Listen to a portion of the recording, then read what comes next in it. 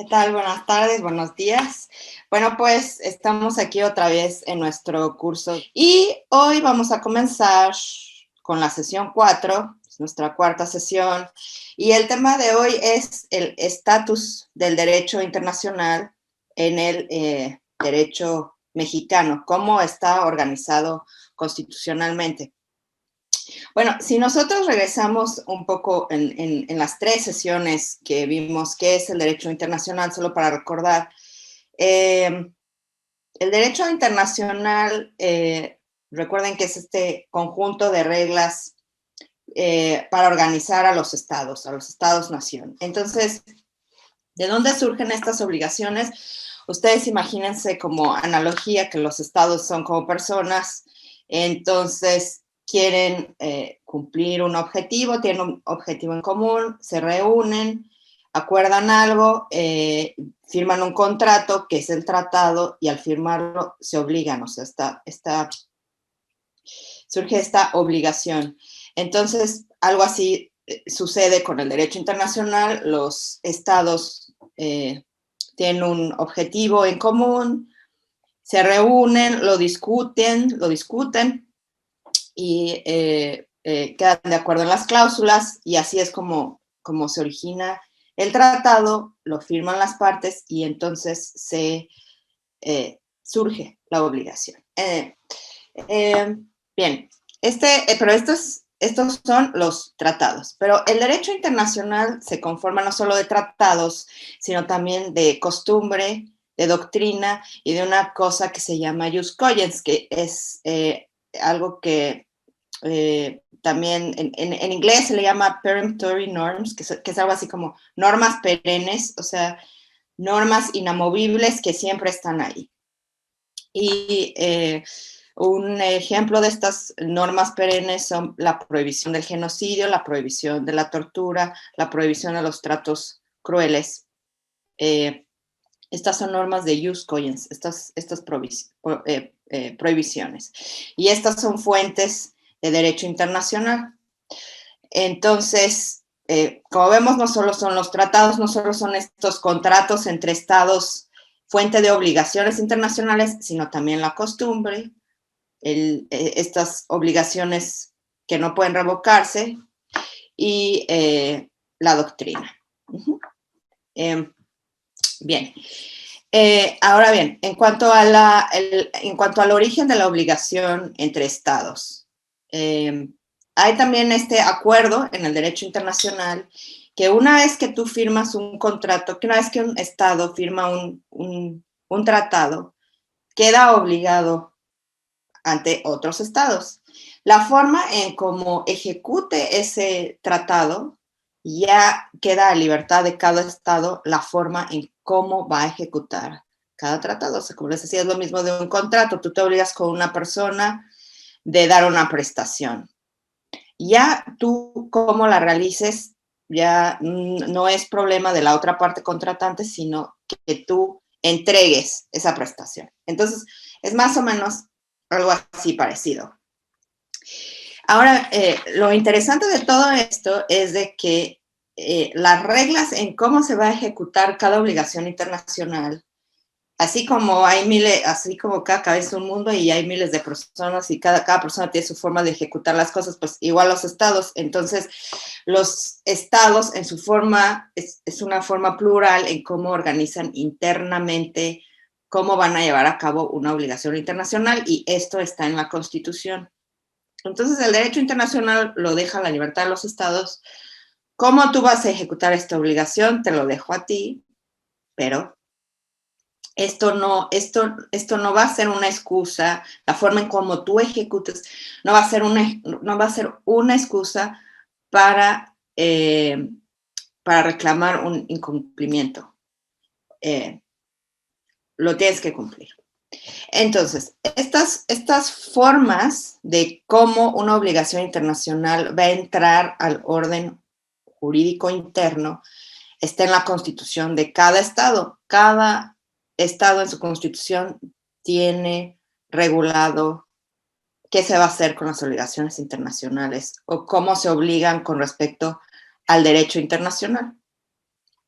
Bien, Entonces, bueno, con este preámbulo tampoco perdamos de vista nuestro tema principal, que es el derecho penal internacional, y que, como decíamos, actualmente el Estatuto de Roma engloba todos los delitos principales que sanciona el derecho penal internacional, que son genocidio, lesa humanidad y delitos de guerra. Y es un tratado que genera obligaciones, pero que finalmente depende de la ejecución de los estados. Y aunque se instaura una corte internacional, que es la Corte Penal Internacional, depende de los estados para ejecutar sus cosas, porque no tiene una propia policía, ni siquiera tiene una cárcel. Entonces, por ejemplo, si quiere ejecutar una orden de aprehensión, depende de la policía de un estado para que le ejecute esta orden de aprehensión, por ejemplo. Entonces, digamos así que la Corte Penal Internacional en sí no tiene dientes, o sea, sino que depende de los estados para poder ejecutar todas las normas que están ahí. Pero el contenido del Estatuto de Roma en este sentido lo vamos a ver la sesión que viene. Hoy nos vamos a concentrar en el estatus del derecho internacional en el derecho mexicano. ¿Cómo es que el Estado mexicano en su constitución determina que va a incorporar el derecho internacional? Bueno, pues ahora sí tenemos que tener en cuenta varios artículos constitucionales. Bueno, antes de esto, bueno, dijimos que están estas obligaciones internacionales y hablamos de las maneras de incorporar que cada constitución tiene. Y bueno, digamos, en derecho internacional existe esta teoría de que hay dos tendencias de cómo incorporar el derecho internacional. Unos son los monistas y otros son los dualistas. Entonces, el monismo dice que los estados monistas ven al orden internacional y al orden nacional como uno solo, uno. Entonces, no necesitan actos especiales de incorporación porque en cuanto un estado se obliga, ya, pum, automáticamente forma parte del orden jurídico interno. Los dualistas dicen que tanto el orden internacional y el orden nacional son dos esferas diferentes. Y entonces, para que el orden nacional pueda cumplir con la obligación internacional, se requiere que el orden nacional lleve a cabo actos de ejecución. Entonces, el monismo es uno solo, orden internacional y nacional es uno mismo, y el dualismo son dos sistemas distintos. Y bien, bueno, entonces en nuestra Constitución, el artículo que determina en qué jerarquía se encuentran los tratados está dado por el 133. Ahora, ustedes se han dado cuenta que usé el término de jerarquía. Bueno, resulta que un jurista de nombre Hans Kelsen, vienés, después de la Segunda Guerra Mundial, desarrolló una teoría de sistematización de las normas. Y entonces dice, bueno, todos los órdenes jurídicos tienen una jerarquía constitucional, o sea, una pirámide, que se le llama pirámide de Kelsen, no es exactamente que tenga que ser ese nombre, pero una pirámide. El orden jurídico está en un sistema piramidal y arriba de cada pirámide está la Constitución y luego están leyes federales y luego están leyes locales y luego están leyes municipales, reglamentos. Y bueno, y entonces en esta jerarquía, ya dependiendo de la filosofía de cada estado, la postura que tenga con respecto al orden internacional, va a poner tal vez al derecho internacional por encima de la Constitución, por debajo de la Constitución, al mismo nivel que la Constitución. Ajá. Esto es a lo que se le llama jerarquía de leyes. Hay un orden de importancia Y dependiendo cada estado de la convicción que tenga, o va a poner al orden internacional encima, o lo va a poner a la par de la Constitución, o lo va a poner debajo. Entonces, el artículo 133 contiene esta jerarquía de leyes. Y bueno, como hemos venido también diciendo en las sesiones pasadas, mucha influencia la tenemos de Estados Unidos. Entonces, este artículo 133 ya lo podemos identificar en nuestra Constitución de 1824, que a su vez tomó como referente la Constitución la Constitución norteamericana. Y prácticamente, si ustedes hacen la comparación del artículo norteamericano, del artículo de la Constitución de Estados Unidos y el nuestro, es prácticamente el mismo. O sea que en ese sentido tenemos prácticamente Estados Unidos y nosotros el mismo sistema de jerarquía de leyes. Y bueno, y así se fue, este mismo artículo se fue así pasando en la Constitución del 57 y finalmente en la del 17. Entonces, el artículo 133 nos dice lo siguiente: esta Constitución, las leyes del Congreso de la Unión que emanen de ella, o sea, por arriba, entonces, si ustedes se vuelven a imaginar la pirámide que les decía, según el artículo 133, esta Constitución, o sea, la Constitución está justo en el nivel 1 de la pirámide, las leyes del Congreso de la Unión que emanen de ella y todos los tratados que estén de acuerdo con la misma, celebrados y que se celebren por el presidente de la República con aprobación del Senado, serán ley suprema de toda la Unión. O sea, entonces el 133 nos está diciendo que la ley suprema de toda la Unión es Constitución, leyes del Congreso y todos los tratados que estén de acuerdo con la Constitución. Ahora, es importante también aquí ver que en este 133 solo contiene la palabra tratados y no derecho internacional. O sea, el 133 está incorporando solo una parte del derecho internacional, que son los tratados. Por ejemplo, la costumbre no la toca. Costumbre internacional, no. Pero solo los tratados. Entonces, aquí vemos que las leyes, los tratados internacionales vienen teniendo entonces la misma jerarquía que el derecho nacional. O sea, la Constitución está por encima de los tratados. En un primer, digamos que en una primera interpretación, sí podemos leer el 133. La otra información interesante que nos da el 133 es que determina cómo es la manera en que se van a celebrar estos tratados, la manera en que los pasos a seguir, por decirlo así, para obligarse como Estado frente a los demás estados. Y esto como es que tienen que ser celebrados por el presidente de la República y tienen que ser además aprobados por el Senado.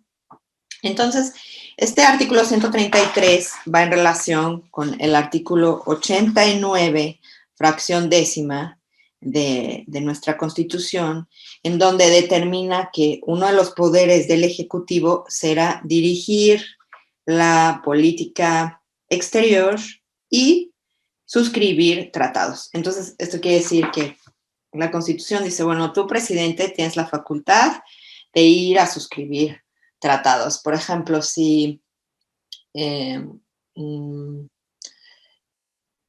con la cuestión de, por ejemplo, ahorita con la cuestión de protección al medio ambiente. Si dicen, bueno, vamos a suscribir un tratado para reducir, bueno, que de hecho ya lo hay, pero suponiendo, vamos ya a prohibir absolutamente la energía nuclear. Entonces ya todos dicen sí, y entonces va a ir el presidente a donde sea que se celebre esta firma, que puede ser tal vez Ginebra o puede ser Nueva York, en la ONU. Y se van allá a reunir y quien tiene, por decirlo así, el poder dado por la Constitución para ir a firmar ese tratado es el Ejecutivo. En este caso, un representante del Ejecutivo es precisamente el secretario de Relaciones Exteriores, entonces él va y lo firma. Y entonces ya va, se firma el tratado y tiene que regresar el secretario de Relaciones Exteriores a México y dice, bueno, oigan, ya firmé este tratado, Senado, ahora tú lo tienes que aprobar. Y solo aprobado por el Senado es que ya es obligatorio para nosotros. Si el Senado dice no, no lo aprobamos, entonces no se cierra la obligación con respecto a los otros estados. Y la obligación del Senado, o la facultad del Senado de aprobar tratados está dada por el artículo 76, fracción primera, que es aprobar tratados y convenciones diplomáticas hechas por el presidente de la República con poderes extranjeros. Entonces, el Senado tiene el poder para decir, no, sabes que este tratado no me gusta, no nos gusta o no va de acuerdo a nuestros intereses. Puede decir, pues, entonces es esta cuestión como de, en teoría, como de balance de poderes, ¿no? O sea, aunque el Ejecutivo tenga un proyecto, puede ser que el legislativo diga, no, ¿sabes qué? No nos parece. Entonces, bueno. Entonces, estas son, digamos que, los dos requisitos que da la Constitución para que un tratado forme parte del orden jurídico. O sea, tiene que ser celebrado por el presidente de la República y tiene que ser aprobado por el Senado. Son estos dos. Y obviamente ya con respecto al principio de publicidad, pues se tendrá que publicar el tratado en el Diario Oficial de la Federación.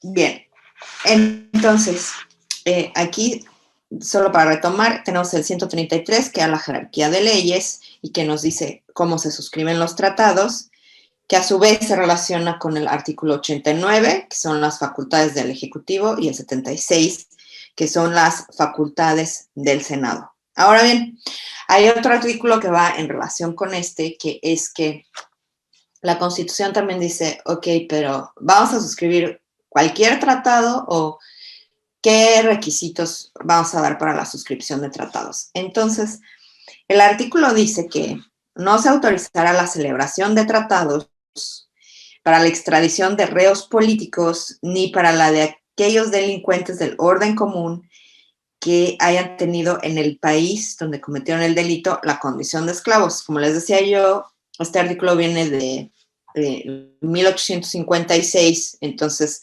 aquí vemos todavía la cuestión de la abolición de la esclavitud, que bueno, que era un punto muy importante y muy progresista del siglo XIX. Y aquí, digamos, vemos como el legado, ¿no? de este pasado emancipador. Y esto es lo actual, lo interesante ahorita para nosotros es ni de convenios o tratados en virtud de los que se alteren los derechos humanos reconocidos por esta Constitución y en los tratados internacionales de los que el Estado mexicano sea parte. O sea, el presidente no puede celebrar tratados que alteren derechos humanos reconocidos por la Constitución o por otros tratados internacionales. Ojo que antes de la reforma del 2011, este artículo 15 solo decía tratados en virtud de los que se alteren los derechos humanos reconocidos por la Constitución. ¿Sí? Esta parte de tratados internacionales no estaba incluida, se incluyó en el 2011 por la reforma al artículo primero que vemos más adelante. Entonces, o sea, este artículo 15 puede sonar un poco redundante porque vaya, si un tratado forma parte del orden jurídico, entonces pues no va a ser contrario a la Constitución. Pero bueno, aquí expresamente dice, no puede suscribirse tratado que altere derechos humanos. Bueno, en la práctica, la verdad, no sé qué tanto se invoque este artículo 15, pero sí les puedo decir, y dado que este es un taller de transición política y de formación política, que este artículo 15 es realmente una herramienta interesante para ejercer cierto activismo. ¿Por qué? Porque imagínense ustedes un tratado no de derechos humanos, sino un tratado en materia comercial que limite derechos humanos. Entonces, en teoría, según este artículo 15, no podría suscribirse. Entonces, pensamos en cualquier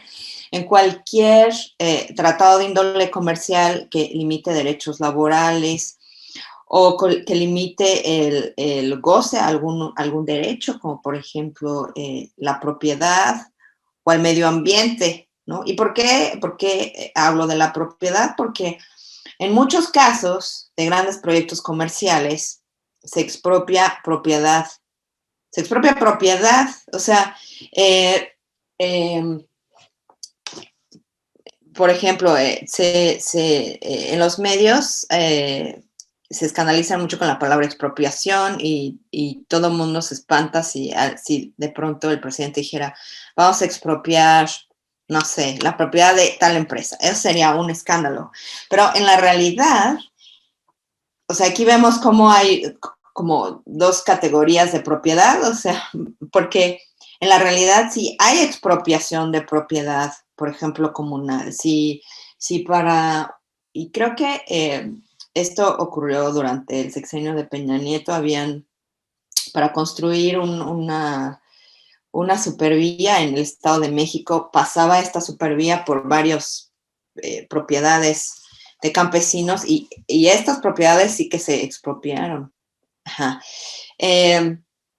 Bueno, este no sería el caso porque esta vía no se hizo para cumplir con un tratado o con una cuestión comercial, pero si en algún momento el tratado comercial limitara alguno de nuestros derechos, de nuestras garantías, como la libertad, la propiedad o los derechos laborales, o como les decía yo, el medio ambiente, sí que podría usarse esta cláusula 15 para decir, ese tratado no se puede suscribir porque está alterando los derechos humanos ya otorgados por esta Constitución. Entonces, sí sería bueno tener esto en cuenta para tener conciencia de ello, que esta herramienta existe. Bueno, entonces esto es con respecto al artículo 15. Entonces, como ven ahorita, principalmente retomando, entonces tenemos el 133 que nos da la jerarquía de tratados, nos dice cómo adquiere validez un tratado en el orden mexicano, que es que el presidente lo suscriba, el Senado lo apruebe y además el 15 nos dice, y este tratado que se suscriba no puede ir en contra de los derechos humanos ya establecidos por esta Constitución o por otros tratados internacionales que ya se hayan firmado. Por ejemplo, el Convenio de San José, a lo mejor que hubiera algún derecho en el Convenio de San José que esté más explicitado que en la Constitución y que hubiera un tratado de cualquier índole que alterara, por ejemplo, el Pacto de San José, pues entonces no debería de ser suscrito. Y bueno, también nos está dando aquí la Constitución, o más bien le está dando al Senado como la obligación de revisar, ¿no? A ver, tú Senado, si suscribes, si vas a aprobar un tratado, tienes que darte cuenta que este no viole derechos humanos. Ese también es un dato interesante para saber. Y ahora venimos a la parte interesante, que es la cuestión del artículo primero constitucional. les decía yo que en el 2011 se reformó el artículo 15 y se añadió tratados internacionales. O sea que un tratado no sea contrario a tratados internacionales. Suena la verdad un poco raro. La verdad es que sí, y yo creo que en parte esto de incluir tratados internacionales en este artículo 15 es probable que haya tenido más bien un efecto más retórico que en sí práctico. Porque ya el artículo primero pone en el mismo nivel de la Constitución los tratados, los tratados internacionales en materia de derechos humanos. Entonces, recordemos que en nuestro artículo 133 nos dice, está la Constitución, están las leyes federales, están los tratados. Y por la reforma del artículo primero, los tratados de derechos humanos van a quedar al mismo nivel de la Constitución. O sea, son igual de válidos que una norma constitucional. Y esto en la práctica es relevante porque si a lo mejor una ley tiene un derecho o te da te garantiza un algo, pero no completamente, pero el tratado sí que te lo garantiza completamente, entonces ante el juez tú puedes invocar el tratado en lugar de la ley. O sea, esto en términos prácticos es así. Para ponerles un ejemplo, el Código Penal de la Ciudad de México dice que una persona de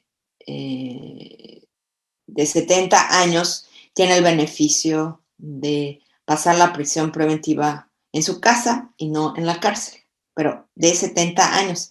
En cambio, hay un tratado internacional que dice que una persona, se considera una persona adulta mayor, alguien que tenga 60 años.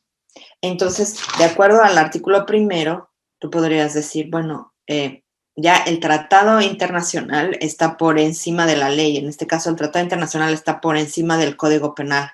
Entonces, lo que tiene que regir es lo que dice el tratado internacional, que son 60 años. Entonces, teóricamente, alguien que tiene 60 años debería de tener el derecho de gozar prisión preventiva no en la cárcel, sino en su domicilio. Ahora, así como lo digo, es más fácil que en la realidad realmente lo apliquen los jueces, pero teóricamente tendría que ser así el orden. Bueno, entonces, recopilando, el artículo 15 nos dice, todos los tratados que se suscriban tienen que ser, no pueden ir en contra de los derechos humanos ya garantizados por esta Constitución. Bien. Y si ustedes se fijan, el artículo 133 sí es un poco ambiguo porque nos dice que son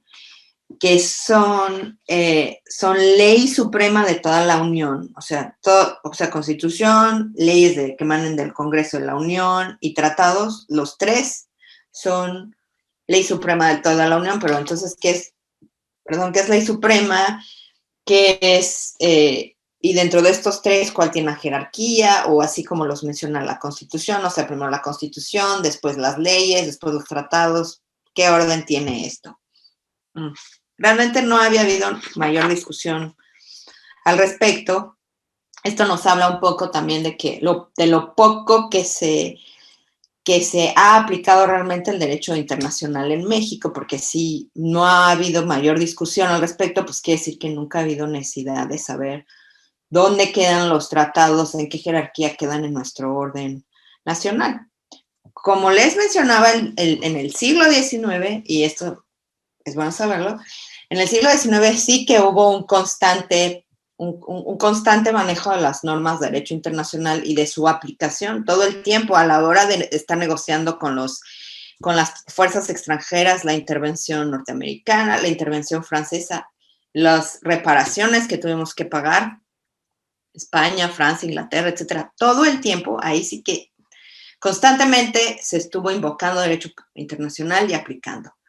Aparentemente después de la revolución, esta aplicación del derecho internacional se queda en un stand-by, no forma parte realmente sustancial del ejercicio de la política nacional, sí que en el aspecto como de exhibición, porque México se ha tomado siempre como un impulsor del multilateralismo, de las causas del tercer mundo, sí, como en la esfera, como en el show, por decirlo así, internacional, sí, pero ya al momento de implementarlo nacionalmente, no.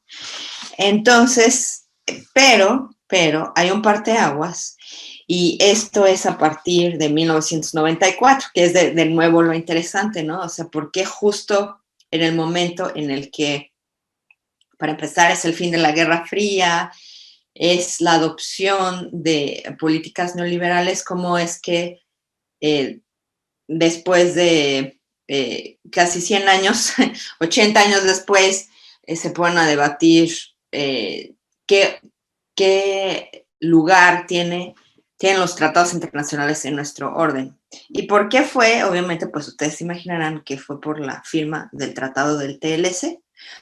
Entonces, firmamos el TLC y ahí sí que se abre la discusión de cómo vamos a aplicar o cómo vamos a incorporar el TLC a nuestro orden, cómo lo vamos a hacer obligatorio. Y yo me imagino que, digo, esto es por el momento especulación, probablemente puede probarse. Seguramente los Estados Unidos estaban muy interesados en hacer cumplir este tratado y bueno, simplemente nosotros hicimos la tarea y entonces, bueno, vamos a ver cómo vamos a aplicarlo. Y ahí sí que entraron en la discusión de qué es esta jerarquía que nos da el 133. Si el 133 entonces va por debajo de las leyes, ¿cómo va a incorporar el NAFTA? Y entonces el TLC a lo mejor no llega en alguna contradicción con nuestra constitución, porque acuérdense que la constitución estaría primero, las leyes, y luego vendría el TLC. Entonces, es muy probable que hayan dicho, bueno, para evitarnos este tipo de contradicciones, vamos de una vez a ponerlo en claro y vamos a establecer un lugar de los tratados para beneficiar la ejecución del TLC. Lo interesante también de esto es que no haya generado una discusión de 133 la firma del Pacto de San José en 1968, ¿no? Que el Pacto de San José, que nos otorga derechos económicos y sociales también, esta discusión no empezó. Lo otro también interesante es de que el Pacto de San José establece la Corte Interamericana de Derechos Humanos y que no hayamos aceptado su jurisdicción sino hasta 1998, o sea, 30 años después, incluso después de la firma del TLC, ¿no? Entonces, es interesante ver cómo, o sea, realmente no fue un tratado de derechos humanos lo que nos movió a discutir cómo vamos a incorporar tratados internacionales o qué jerarquía tiene nuestro orden jurídico, sino fue un tratado económico. Aunque, o sea, aunque la Corte Interamericana de Derechos Humanos sí que presentaba un reto para la soberanía nacional, porque la Corte Interamericana dicta responsabilidad de estados. En caso de violación de de algún derecho de la convención, entonces sí que el Estado mexicano sería responsable. Entonces, aunque esta convención de origen, por decirlo así, de origen a una corte supranacional que delimitaría responsabilidad de Estado, eso sí que no levantó ningún debate, pero sí el TLC. Y lo otro es de que obviamente esto fue muy importante porque acuérdense que el TLC estableció paneles de arbitraje. Y esto es así porque Estados Unidos y Canadá obviamente pues no estaba como que muy contento de que en caso de que hubieran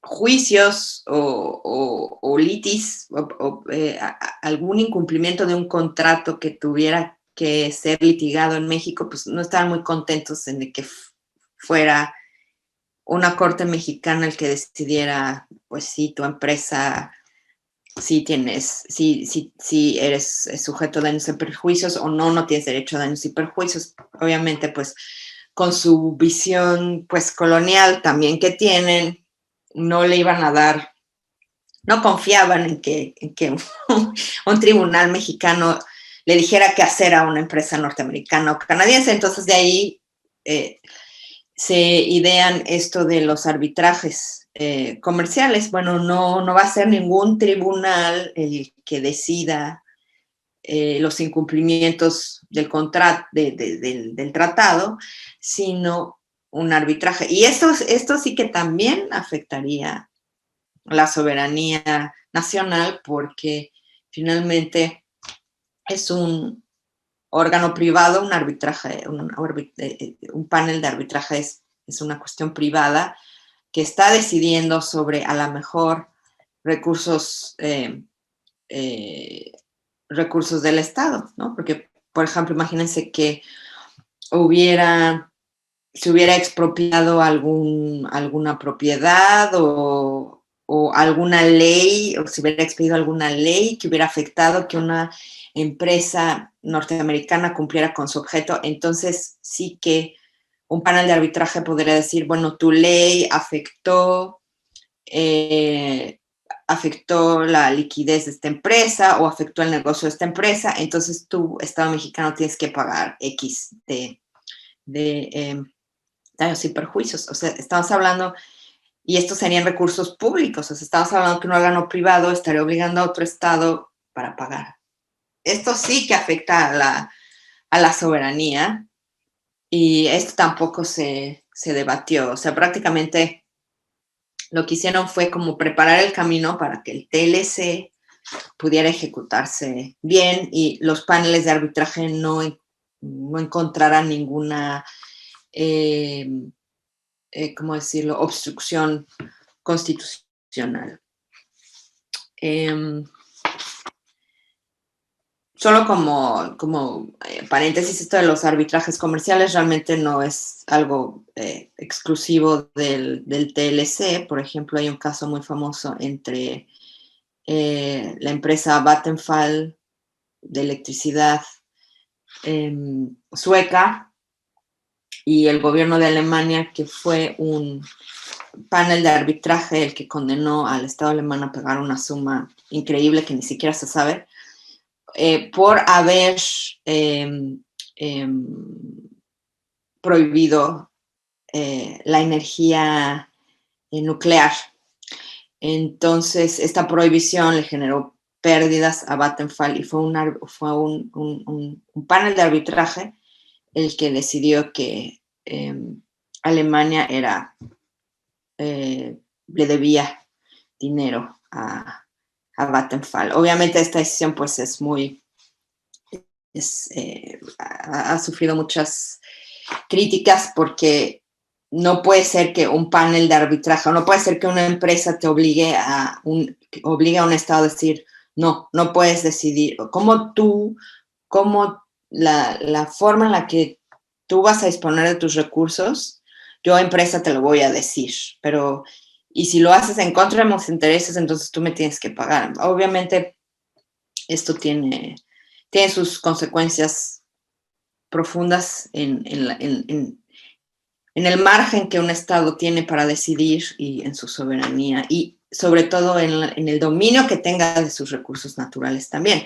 Y volviendo al caso mexicano, como les decía, entonces básicamente este debate, recordar otra vez el artículo 133, jerarquía de tratados, se dispara con la firma del Tratado de Libre Comercio.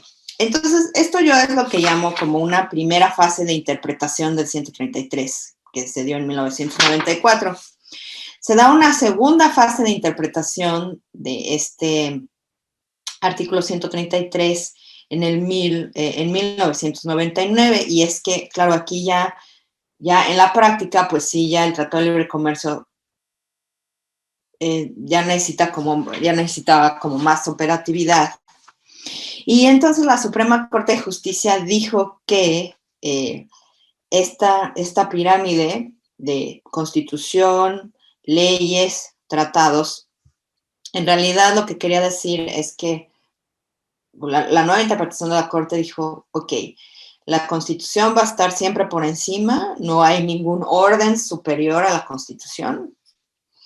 Y después de la Constitución van a seguir los tratados, y después de los tratados van a seguir las leyes.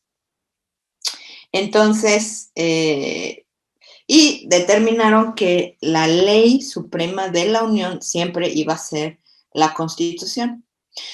Lo interesante de este momento, en 1999 realmente hubo un boom del internacionalismo, como acabó la Guerra Fría, y entonces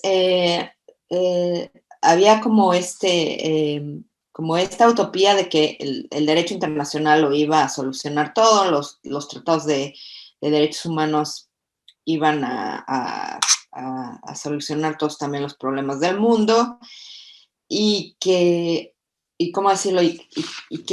derecho internacional iba a adquirir como esta fuerza como de policía supranacional, como de orden,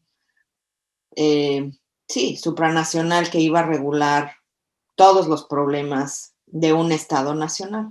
Entonces, sí había esta tendencia como que todo hacia lo internacional, ¿no? Y de hecho, pues surgen los tribunales de Ruanda, de Yugoslavia. Es un boom del internacionalismo total. Pero lo interesante es que aún aunque estábamos en este boom internacionalista, y que incluso Estados Unidos representaba por una parte este boom internacionalista, que obviamente iba muy de la par de intereses económicos, porque entre más internacionalista fueras, pues todas las barreras al comercio también iban a borrarse, o sea, se veía como una integración perfecta comercial, de derechos humanos, de todo, ¿no? Porque también recuerden que en aquel momento la idea era de que el libre mercado iba a permitir el cumplimiento de derechos humanos, pero un requisito para que hubiera libre mercado también era que los estados fueran democráticos. O podría verse también de que el libre mercado, o sea, para que hubiera libre mercado, tiene que haber democracia. Entonces, la idea era, si llevamos el libre mercado, como tiene que haber democracia para que haya libre mercado, si llevamos libre mercado, entonces va a haber democracia, entonces va a haber respeto a derechos humanos. O sea, así era la lógica, y que en todo el mundo iba esto a regir, y que ya por fin íbamos a alcanzar como este perfecto estado de todo el mundo igual, la globalización, el globalismo, esta especie como de utopía. Estamos en este momento, es 1999, y lo interesante es que aún estando en este momento, México dice, pero no hay un orden superior a la Constitución. La Constitución es el orden superior a todo. Esto sí realmente que llama la atención y es un poco chocante, pero al mismo tiempo es totalmente entendible si nos ponemos a pensar que una parte fundamental de justificación del régimen priista eran al mismo tiempo las garantías individuales adquiridas o derivadas de la revolución. Entonces, de alguna forma, tirar a la basura esta soberanía, esta protección a la Constitución sería, de alguna forma, tirar a la basura también el sustento ideológico del propio régimen priista. Entonces,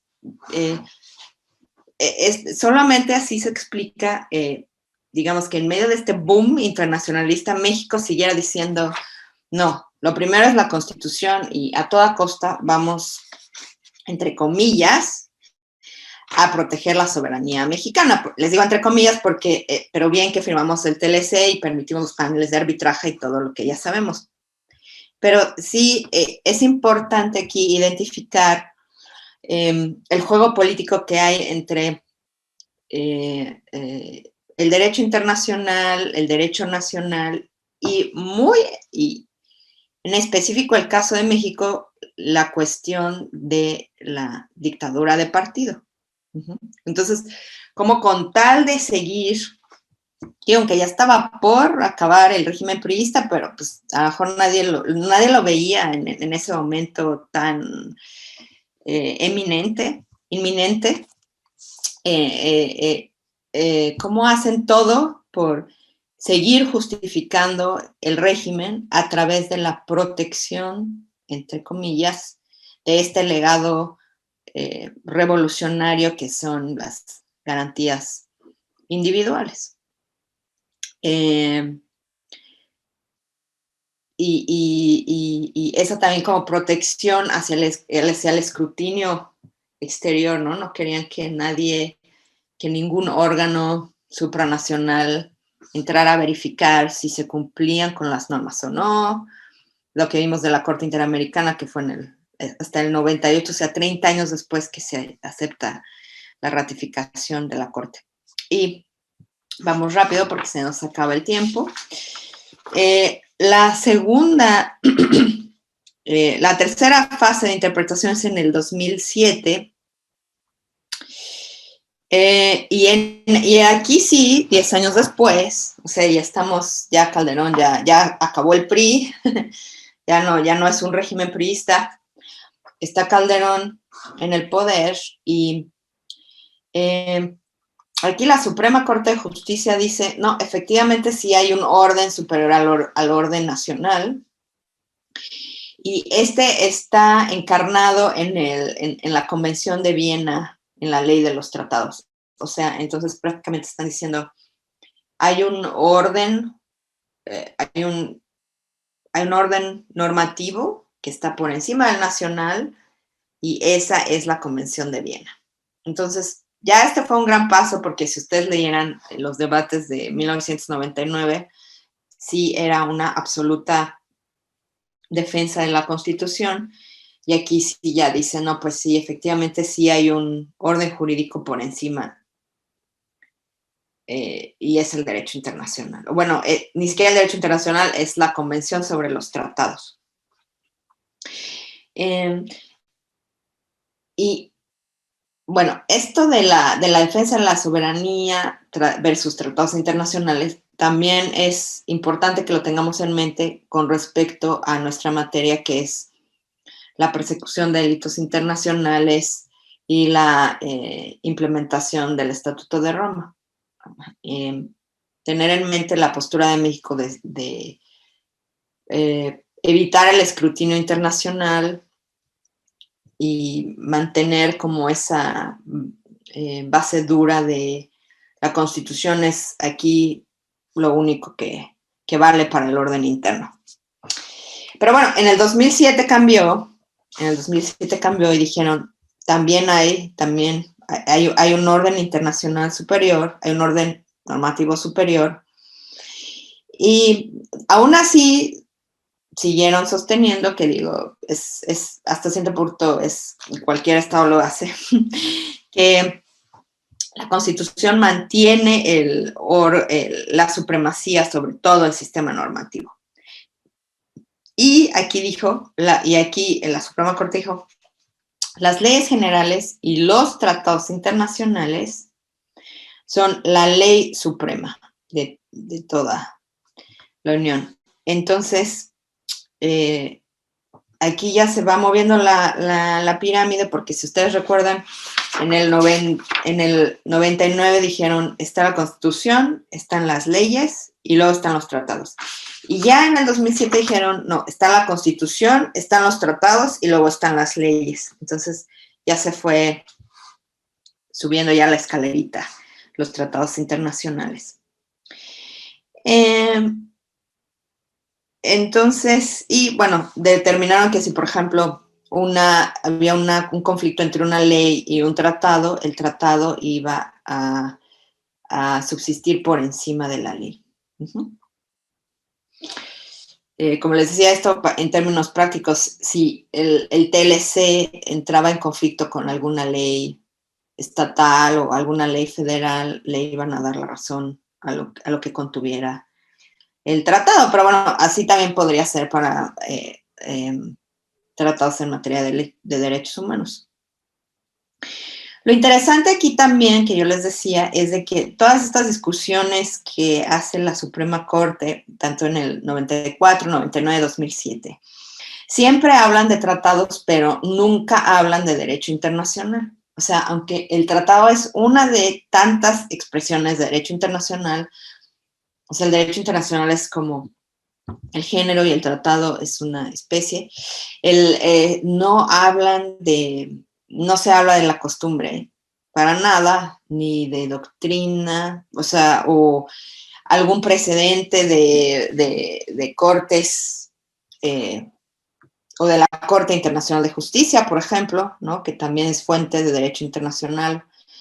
No invoca ninguna fuente de derecho internacional más allá que tratados. Y esto nos dice un poco también, digamos, de la mentalidad que tienen los jueces de la Suprema Corte o de cómo se ha perfilado la Suprema Corte, que es de que para ellos lo único que cuenta es la ley escrita, no hay otras formas de ley. Aunque existan dentro del orden internacional, para ellos solo vale el tratado. Entonces, sí es una forma un poco estrecha de ver el derecho internacional. O sea, en ese sentido no estábamos completamente incorporados realmente a un sistema de derecho internacional. O no se utilizaban más bien todas las fuentes para nada. Interesantemente, sí, hay 2 artículos en la Constitución que sí remiten directamente a derecho internacional y no solo a tratados. Y estos 2 artículos tratan regulan derechos territoriales.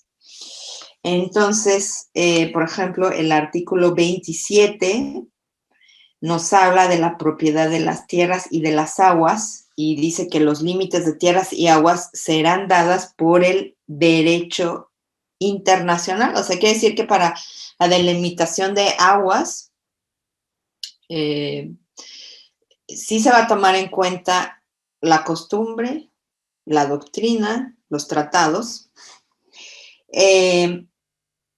Y por otro lado, el 42 dice de qué está formado el territorio nacional y el 42 dice las aguas de los mares territoriales son parte del territorio bajo los términos establecidos por el derecho internacional. O sea, que los límites, o sea, es decir, aquí estamos incorporando directamente lo que es derecho marítimo, toda la regulación de derecho internacional acerca de límites de mares territoriales, incluida costumbres, doctrina. Esto es interesante, ¿no? Como con respecto a otros estados, para límites territoriales sí invocamos derecho internacional en su conjunto, pero el 133 no. Y al mismo tiempo los jueces tampoco invocan en ningún momento en sus interpretaciones del 133 derecho internacional en su conjunto. Esto también es importante teniendo en cuenta la persecución de crímenes internacionales porque finalmente estos provienen de derecho internacional y muchos de sus principios se sustentan en sentencias de tribunales internacionales o nacionales. Entonces, si nuestras cortes tomarían en cuenta esas sentencias, pues probablemente no. Bueno, y por último, rápidamente vamos a ver la reforma en el 2011, que reformó nuestro artículo primero constitucional. Seguramente ustedes ya habrán escuchado hablar mucho de esto en las... Se repitió mucho en las noticias, se menciona todo el tiempo, también lo del principio pro persona, y como ya también lo comentaba la sesión pasada, yo creo que esto también tiene una coyuntura política, que es que se dio durante el sexenio de Calderón, cuando estaba en pleno el combate a las drogas, la utilización de los militares para acabar con los carteles del narcotráfico. Entonces, yo creo que esta fue una forma de legitimar todas estas políticas también. O sea, un poco retórica y más. Pero, sin embargo, la reforma está ahí y coloca a los tratados de derechos humanos al mismo nivel que la Constitución. O sea, esto quiere decir que ya no es necesario, o sea, esta regla de que primero está la Constitución y luego el tratado, en materia de derechos humanos ya está por igual. Y incorporan el derecho por el principio pro persona, que quiere decir que favorecerá, los que apliquen la ley tendrán que favorecer en todo tiempo el orden, el instrumento jurídico que dé la protección más amplia. O sea, si tienes la Constitución y tienes un tratado en materia de delitos, de derechos humanos, la persona que tenga que otorgar esa garantía tiene que otorgarla de acuerdo al instrumento, de acuerdo a la norma que dé la protección más amplia. Les vuelvo a repetir este caso del adulto mayor. Si el tratado internacional dice con 60 años es adulto mayor, y esto efectivamente da mayor protección, porque está admitiendo que una persona de 60 años necesita un trato distinto porque se encuentra en un estado de vulnerabilidad. O sea, sin duda está otorgando más protección a este individuo de 60 años que sin el tratado. Entonces, el juez tendría la obligación de aplicar ese tratado.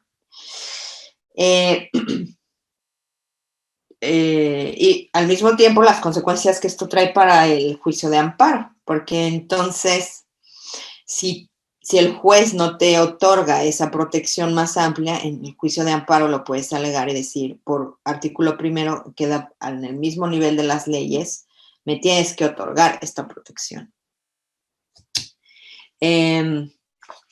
Entonces, efectivamente, sí, en este sentido,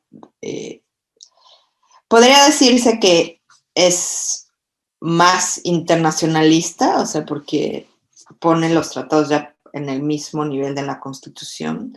Pero por el otro lado también podemos decir que es un poco, que la reforma es un poco reiterativa. ¿Por qué? Porque ya el 133, ya la propia Constitución ya contiene, ya tiene incorporados derechos humanos, ya per se, ya da garantías. Y si los jueces o los policías o los tres poderes no respetan estos derechos que ya están en la Constitución, son exigibles ante un juicio de amparo. ¿Sí? O sea, en sí no era estrictamente necesario, porque la Constitución ya en sí los tiene. Y por otro lado, los tratados ya suscritos, ya ratificados, ya son parte también del orden jurídico. Ajá, y que finalmente están por encima de las leyes, o sea, también. Pero, bueno, se hizo esta reforma. En cualquier punto podría decirse que es beneficiosa, porque sí que te da, dentro del ámbito activista, sí que te da la herramienta de decir, existe tal tratado en materia de derechos humanos, quiero hacerlo valer. Entonces, en ese sentido, sí es mucho más expedito. Y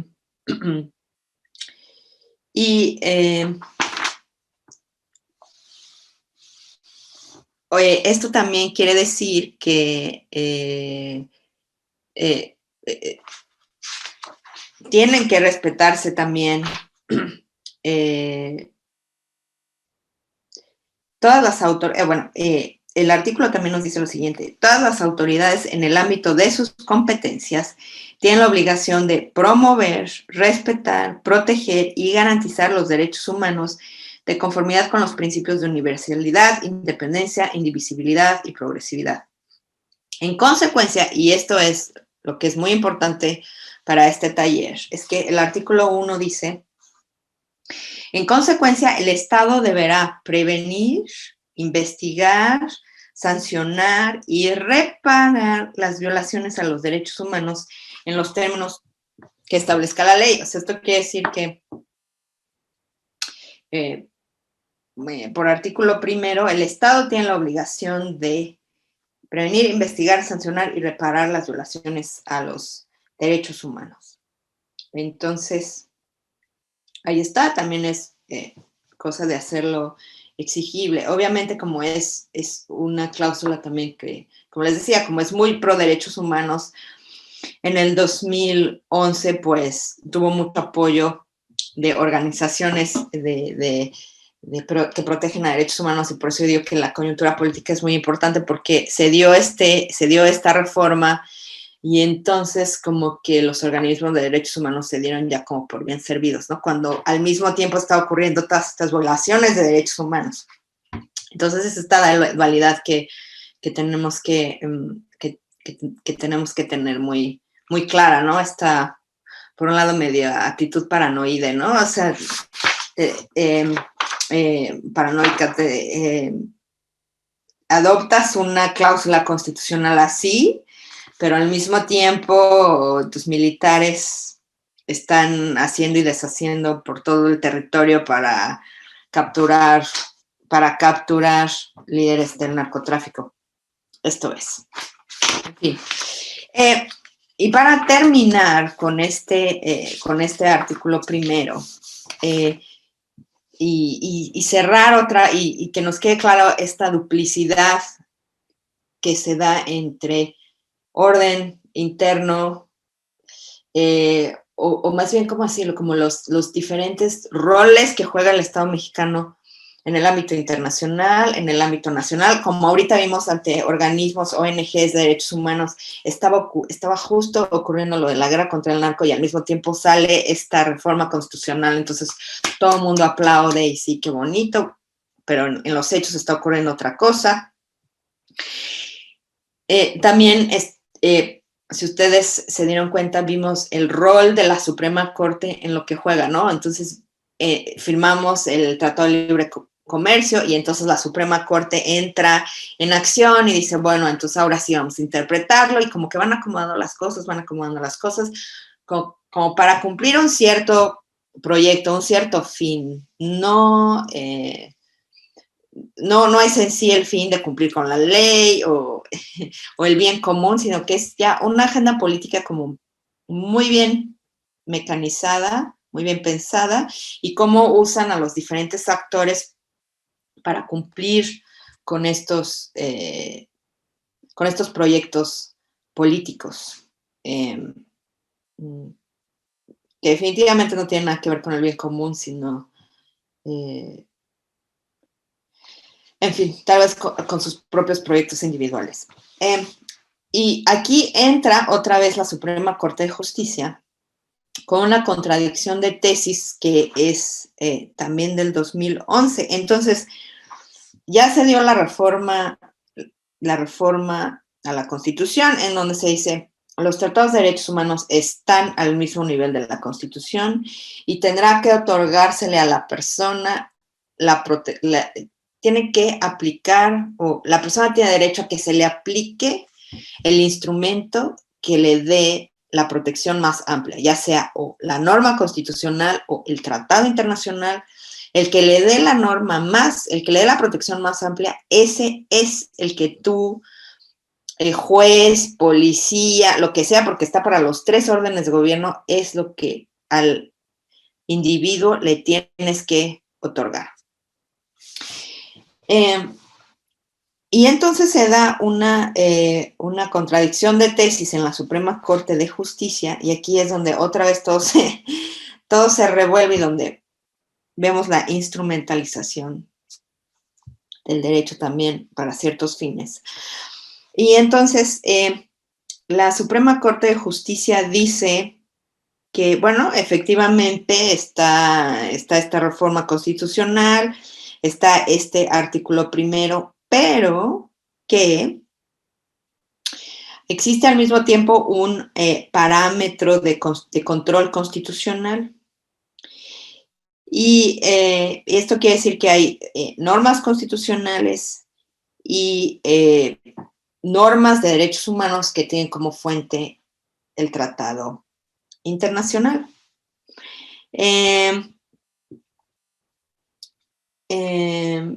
Pero,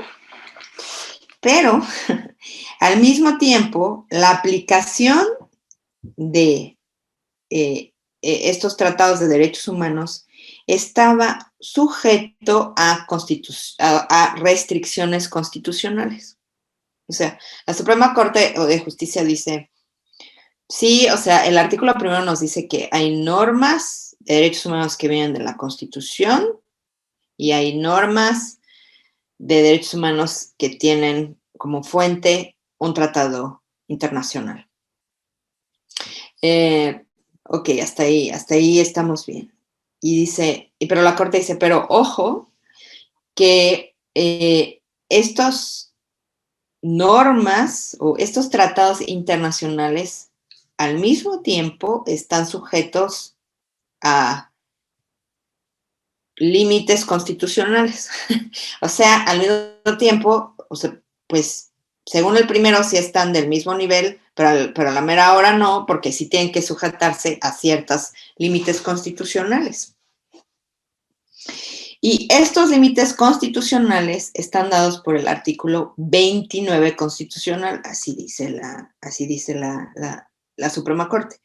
Y el artículo 29 constitucional nos dice, en los casos de invasión, perturbación grave de la paz pública o de cualquier otro caso que ponga a la sociedad en grave peligro o conflicto, solamente el presidente de los Estados Unidos mexicanos, con la aprobación del Congreso de la Unión, podrá restringir o suspender en todo el país, en lugar determinado el ejercicio de los derechos y las garantías que fuesen obstáculo para hacer frente rápida y fácilmente a la situación. Pero deberá hacerlo por un tiempo limitado, por medio de prevenciones generales y sin que la restricción o suspensión se contraiga a determinada persona. Entonces, lo que nos está diciendo este artículo 29 es lo que se llama la suspensión de garantías, o sea, en caso de invasión, perturbación grave de la paz pública o de cualquier otro que ponga la sociedad, de cualquier otro caso que ponga la sociedad en grave peligro, se restringirán el ejercicio de derechos y garantías. O sea, el clásico, por ejemplo, el derecho de libre circulación. En un caso así, y que de hecho ahora lo vivimos bueno, no sé si en México, pero en otros países como Italia, España, con lo del COVID que hicieron, no, pues hay toque de queda, no puedes salir de tu casa después de las 8 de la noche. Esto sería una restricción de tus garantías. Entonces, lo que la Suprema Corte está diciendo es de que no es de que estas normas de derechos humanos que vienen de tratados internacionales siempre puedan hacerse valer. O sea, al final están sujetas a este artículo 29 y quiere decir que cuando haya una situación de emergencia, pues aunque vengan estas garantías de tratados internacionales, se van a suspender. Ajá. Eso es lo que está diciendo. Pero también lo dice la Suprema Corte en términos generales, que cuando hay el término general, el argumento general de la Suprema Corte es de que dice, cuando la Constitución ponga restricciones a la norma internacional, se va a hacer valer la Constitución. Entonces, es aquí donde es totalmente una contradicción plena, porque si estás primero diciendo que van a estar del mismo nivel, no puedes decir después, bueno, sí, pero, y si la Constitución pone un pero, entonces hace valer la Constitución. Bueno, entonces ya no estuvieron al mismo nivel, entonces resulta que sigue estando la Constitución por arriba del Tratado Internacional en materia de derechos humanos. Esto es según esta contradicción de tesis, que obviamente recibió muchas críticas, pero al final es la interpretación que vale. Y lo interesante de esta interpretación también es que no menciona nada de algo que ya mencionábamos al principio, que es el jus cogens. O sea, dijimos que hay normas que son perennes, que son inamovibles. Ajá,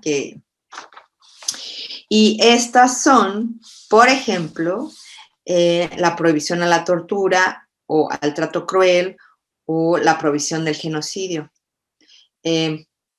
Estas, así estemos en un estado de emergencia, no se pueden quitar. Esas prohibiciones siempre quedan ahí y obviamente el derecho a la vida. Ese tampoco lo puedes suspender. Entonces, estas normas de jus cogens no se mencionaron nada en esta tesis de contradicción de tesis sobre restricciones constitucionales a tratados internacionales. Entonces es ahí una contradicción y que, bueno, tampoco se delimitó en esta tesis, en esta sentencia, en qué casos hay un estado de emergencia,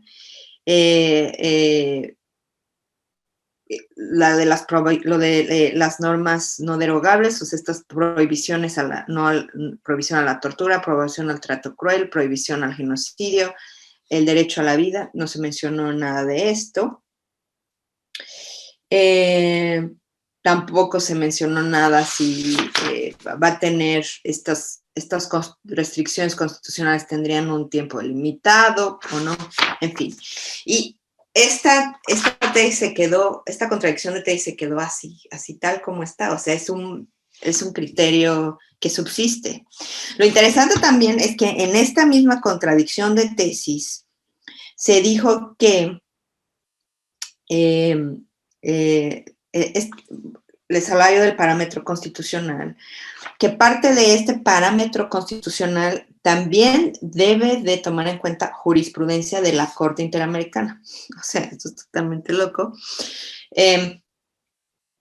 Aunque el Estado mexicano no haya sido parte en el caso que se trate. Entonces, si recuerdan, les decía yo que el derecho internacional tiene varias fuentes y una de ellas es la doctrina o los antecedentes, o sea, por ejemplo, lo que digan las cortes internacionales, los criterios que salgan de ahí también se pueden tomar como precedente o argumento a la hora de hacer una sentencia. Y lo que están diciendo los jueces de la Suprema Corte es que en el caso de México también, o sea, sí se puede jalar lo que digan lo que diga la Corte Interamericana de Derechos Humanos sobre algún punto, incluso aunque México no haya sido parte de la litis de este caso. Entonces, está interesante que se diga por un lado esto, que obviamente enriquece el argumento jurídico, porque entonces ya te puedes sustentar de sentencias, o más bien los jueces tienen que tomar en cuenta las sentencias de la Corte Interamericana a la hora de escribir sus sentencias, que por un lado es positivo, pero por otro lado también te dice, pero, y los tratados internacionales en materia de derechos humanos no es de que estén tan a la par, sino que también están sujetos a restricciones constitucionales. Entonces, hasta aquí lo vamos a dejar, pero sí los dejo con esta última contradicción de tesis 293/2011, en la que pues es sinceramente contradictoria. Y les digo, o sea, aquí de nuevo vemos muy clara la instrumentalización de la Suprema Corte, o sea, dieron un paso para adelante, pero no, échatelo otra vez para atrás. Y que veremos con mucha más evidencia a la hora de la ratificación del Estatuto de Roma. Ahí ya se ve mucho más claro cómo interactúan el proyecto político con la firma de tratados, con su ratificación y al final con el orden jurídico nacional, y que finalmente todo esto va a tener consecuencias o tiene sus efectos para la persecución de delitos internacionales, porque finalmente toda esta forma en que el orden jurídico nacional ve el derecho internacional tiene un efecto al momento de poder perseguir o enjuiciar a alguien por un delito que tenga como fuente el derecho internacional. O sea, simplemente un juez no lo va a querer hacer inmediato, no lo va a querer hacer de manera directa, aunque el Estatuto de Roma le obliga por todo esto que ya vemos ahorita. Pero eso lo veremos en la sesión número 5, cuando veamos el juego entre Estatuto de Roma y Orden Jurídico Nacional. Bueno, pues muchas gracias por la atención. Hasta la próxima.